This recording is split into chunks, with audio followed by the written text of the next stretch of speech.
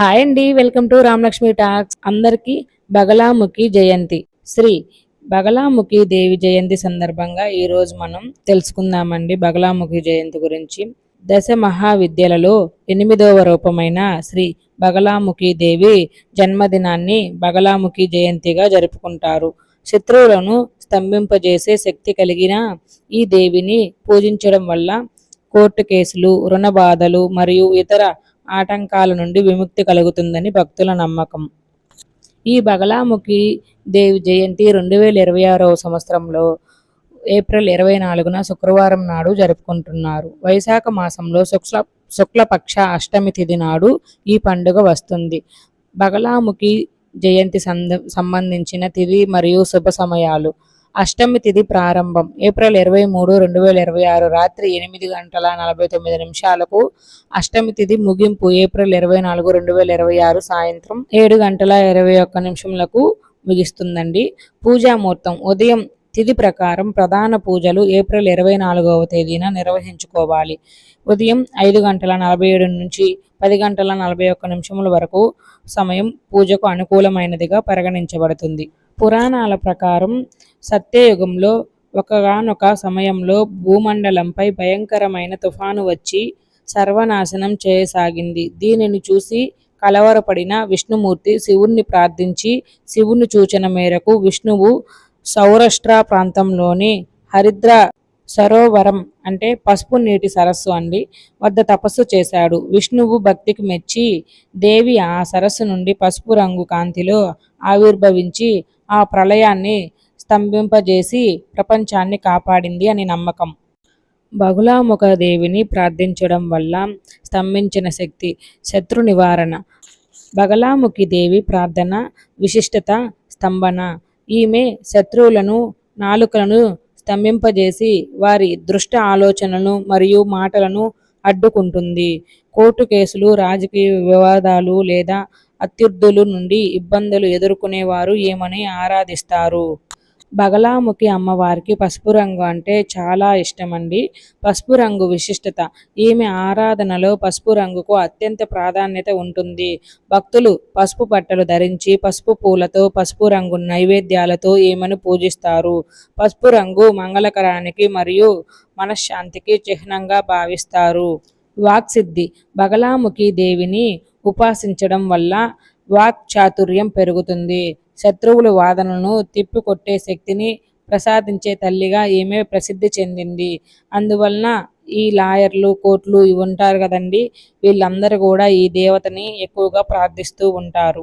తాంత్రిక ప్రాముఖ్యత. అథర్వణ వేదంలో ఈమె ఆధారణ గురించి ప్రస్తావించబడింది. చేతబడి, నరదృష్టి వంటి నెగిటివ్ శక్తులను పారద్రోలడానికి బగలాముఖి హోమం అత్యంత ప్రభావితమైనదిగా పరిగణించబడుతుంది. కష్టాల నుండి విముక్తి. తీవ్రమైన ఆర్థిక ఇబ్బందులు, అనారోగ్య సమస్యలు లేదా ఎవరైనా క్షుద్ర శక్తుల భావంతో బాధపడుతుంటే బగలాముఖి దేవి మంత్రాన్ని జపించడం వల్ల త్వరగా విముక్తి లభిస్తుందని నమ్ముతారు. బగలాముఖి దేవి రూపం. ఒక చేతిలో శత్రువు నాలుకను పట్టుకుని మరో చేతిలో గదతో కొడుతున్నట్లుగా దర్శనమిస్తుంది. ఇది శత్రువుల దుర్భాషణలను అణిచివేసే సంకేతం. పూజా విధానం. దేవిని పూజించేటప్పుడు పసుపు రంగు ప్రాధాన్యత ఇవ్వాలి. వస్త్రాలు. పూజ చేసేవారు పసుపు రంగు బట్టలను ధరించడం శ్రేయస్కరం. నైవేద్యం. పసుపు రంగు పూలు, ముఖ్యంగా చంపక పుష్పాలు మరియు పసుపు రంగు పిండి వంటలను దేవికి సమర్పించాలి. మంత్రం. దేవి మూల మంత్రమైన ఓం హ్లీం బగలాముఖి సర్వదుష్టానాం వాచాముఖ పదం స్తంభయ జిహ్వం కిలయ బుద్ధి వినాశాయ హ్లీం ఓం స్వాహ అని జపించడం ద్వారా విశేష ఫలితాలు లభిస్తాయని భక్తుల నమ్మకం. ఈ బగలాముఖి అమ్మవారు దక్షిణ భారతదేశంలో తమిళనాడులోని కుల్లిడైకూరిచి మరియు చెన్నైలోని విరుగంబాక్కం వంటి ప్రాంతాలలో బగలాముఖి దేవి ఆలయాలు ఉన్నాయి. తెలంగాణలో ప్రసిద్ధి చెందిన బగలాముఖి దేవాలయాల వివరాలు ఇక్కడ ఉన్నాయి. శివంపేట బగలాముఖి ఆలయం, మెదక్ జిల్లా. మెదక్ జిల్లాలోని శివంపేటలో ఉన్న ఈ ఆలయం తెలుగు రాష్ట్రాల్లోనే అత్యంత ప్రాముఖ్యత కలిగిన మొదటి బగలాముఖి దేవాలయంగా పరిగణించబడుతుంది. వేద పండితులు ఈ క్షేత్రాన్ని ఎంతో విశిష్టమైనదిగా పేర్కొంటారు. శ్రీ సూర్యమంగళం బగలాముఖి దేవా ఆలయం, మల్లాపూర్, హైదరాబాద్. హైదరాబాద్ మల్లాపూర్ సమీపంలో ఉన్న ఈ ఆలయం భక్తులకు బాగా సుపరిచితం. ఇక్కడ గత 20 ఏళ్లుగా యజ్ఞాగ్ని చెక్కు చెదరకుండా ఆలయం ఉందని భక్తుల నమ్మకం. శ్రీ బగలాముఖి శక్తిపీఠం, శ్రీరంగపూర్, వనపర్తి జిల్లా. వనపర్తి జిల్లాలోని శ్రీరంగపూర్ సమీపంలో కూడా బగలాముఖి అమ్మవారి శక్తిపీఠం ఉంది.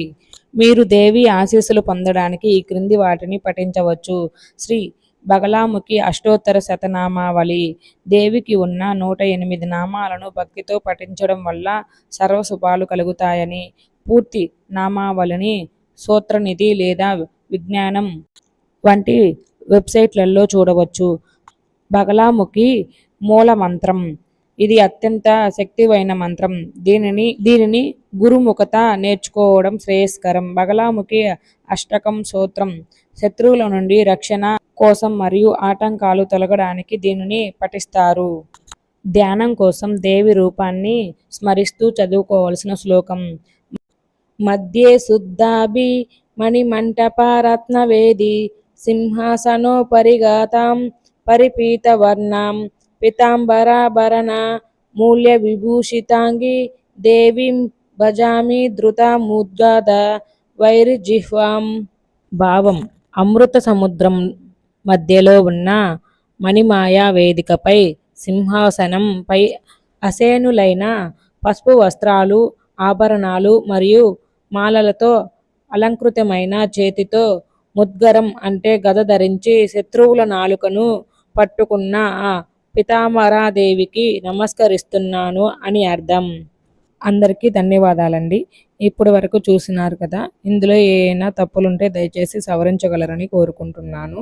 దయచేసి ఈ వీడియోని ఇప్పటి వరకు చూశారు కదా. మీకు నచ్చితే లైక్ చేసి వీడియోని హైప్ అయితే చేసేయండి. మీరు అలా చేయడం వల్ల ఇంకొంతమందికి అయితే రీచ్ అవుతుందన్నమాట. ఇంకా ఎవరన్నా సబ్స్క్రైబ్ చేసుకోకుండా ఉంటే దయచేసి సబ్స్క్రైబ్ చేసుకొని నాకైతే సపోర్ట్ ఇవ్వండి. Thanks for watching.